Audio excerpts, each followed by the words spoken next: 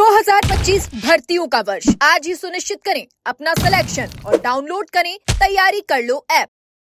नहीं, हर कोई तो कर नहीं सकता ना बात हमसे, हर कोई बात भी नहीं कर सकता और हमें वार्ता करनी नहीं। हम तो ये चाहते हैं कि यहाँ आके घोषणा करें कि ऐसा ही भर्ती रद्द कर रहे हैं और आरपीएससी का पुनर्गठन कर रहे हैं। पीटीआई के अंदर जो फर्जी यहाँ बैठे हैं उनके पेपर की जांच करें, उनको बाहर निकालेंगे। दूसरी जो भर्तियाँ हुई है, आरपीएससी के जितने 3 चेयरमैन पुराने वाले, शिव सिंह राठौड़, भूपेंद्र यादव और संजय सोत्रिय, और तमाम जो 15 साल की आरपीएससी की जांच करके जहाँ जहाँ राजस्थान के कोने कोने के अंदर पेपर लीक से जो भी लोग, चाहे वो आरएस बने, आरपीएस बने, चाहे किसी ने टॉप किया, चाहे किसी ने नंबर खाली में चढ़ाए, उन तमाम लोगों की जांच होनी चाहिए और एसओजी की भी जांच होनी चाहिए कि एसओजी के बंद कमरे में सेटलमेंट की क्या व्यवस्था है, वो भी हम चाहते हैं। इसलिए हम चाहते हैं कि सीबीआई जांच हो, लीड लेवल फर्स्ट की जांच भी हो, जैसे कांग्रेस के बड़े मगरमच्छ पकड़े जाए। इनको लेके हम कर रहे हैं और कल हमारी स्ट्रेटेजी होगी।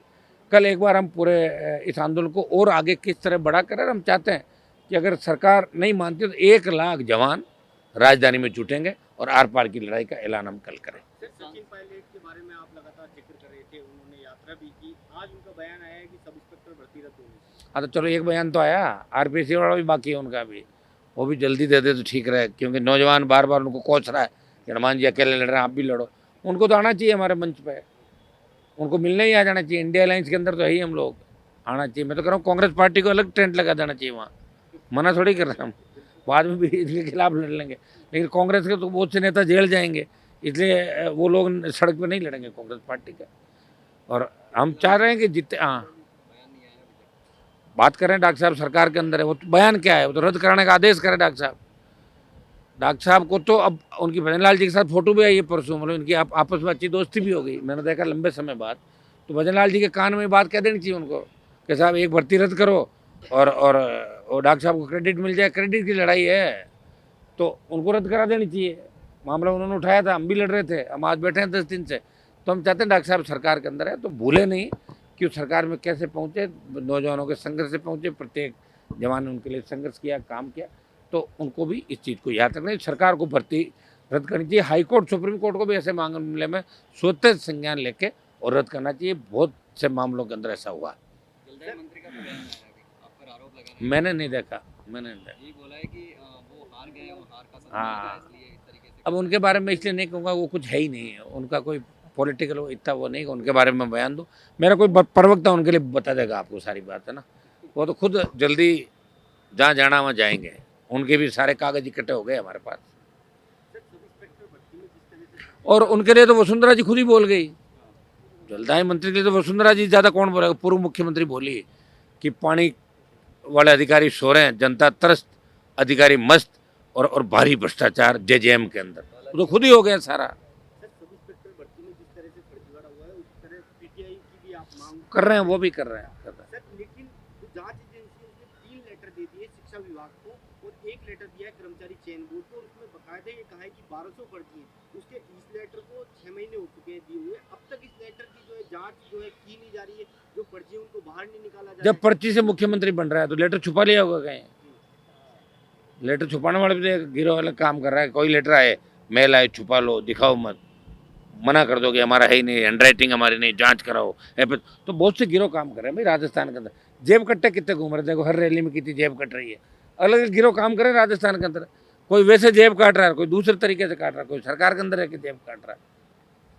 आज तक बाप पार्टी के विधायक को जो है देखिए, बाप पार्टी के विधायक को जो गिरफ्तार किया है, अगर षड्यंत्र के तहत गिरफ्तारी हुई तो मैं उसके बारे में कुछ नहीं कहूँगा।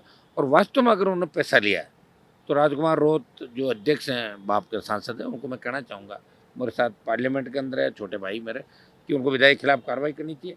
और षड्यंत्र के तहत अगर बाप पार्टी, चूँकि बीजेपी और कांग्रेस दोनों के लिए दिक्कत पैदा कर रही, जिस तरह आरएलपी दिक्कत कर रही थी, तो पीछे पड़ी थी एजेंसियाँ, अगर गलत तरीके से किसी को फंसाया तो गलत तरीके से षड्यंत्र के तहत नहीं फंसाना चाहिए। दोनों पार्टियाँ कतई नहीं चाह रही कि कोई नई पार्टी राजस्थान में पनपे, और ऐसी भी खुलासा करेगी जब भी पता लगेगा कि वास्तविकता क्या है और कैसे इनको पकड़ा है। अभी तो हम ये सुन रहे हैं सोशल मीडिया में कि गनमैन से लिया था, ऐसा हुआ वैसा हुआ, ऐसा कुछ बता रहे। और अगर विधायक रहते हुए, सांसद रहते हुए कोई रिश्वत लेता या MP लेड MLA लेड में कोई पैसा इस तरह करता, कोई सवाल लेने का लगाता, तो इससे बड़ा कोई पाप नहीं हो सकता। और मैं तो ये बहुत से लोगों को जानता हूँ, BJP के बड़े नेताओं को जो आज बड़ी पोस्टों पे, वो 15% कमीशन लेते थे राज्यसभा का पैसा देने का। मैं तो उनका नाम भी ले सकता हूँ, लेकिन अब वो क्या, उम्र उनकी काफ़ी ज़्यादा होगी, अच्छा नहीं लगेगा मुझे नाम लेना। कांग्रेस के अंदर भी बहुत से नेता है तो 18% 20% कमीशन लेके राज्यसभा का पैसा अलग अलग सरपंचों को हर स्टेट के अंदर देता है। सर, इसकी संभावना भी हो सकती है, जिस तरीके से लगातार नरेश मीणा भी पिछले 6 महीने से जेल में बंद है, वहाँ भी आरोप लगा रहा है कि गलत तरीके से फंसाया जा रहा है।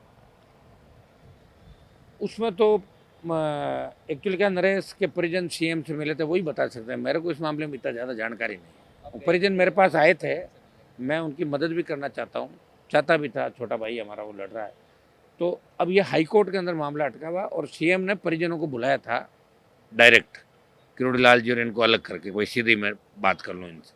वो पता नहीं उनकी क्या मंशा होगी और उसके बाद क्या हुआ वो मुझे नहीं पता। समरावता कांड के अंदर जितने भी लोगों पे गलत FIR दर्ज की, पुलिस ने ही तो गाड़ियाँ तोड़ी, पुलिस ने ही पीटा लोगों को और उन पर ही मुकदमे दर्ज किए, वो तो मैं मांग करूँगा कि गलत निर्दोष व्यक्ति नहीं पकड़े जाए। अगर किसी को पकड़ भी लिया तो जमानत में बाहर आ गए बाकी लोग, तो ऐसे मामलों में FIR लगनी चाहिए।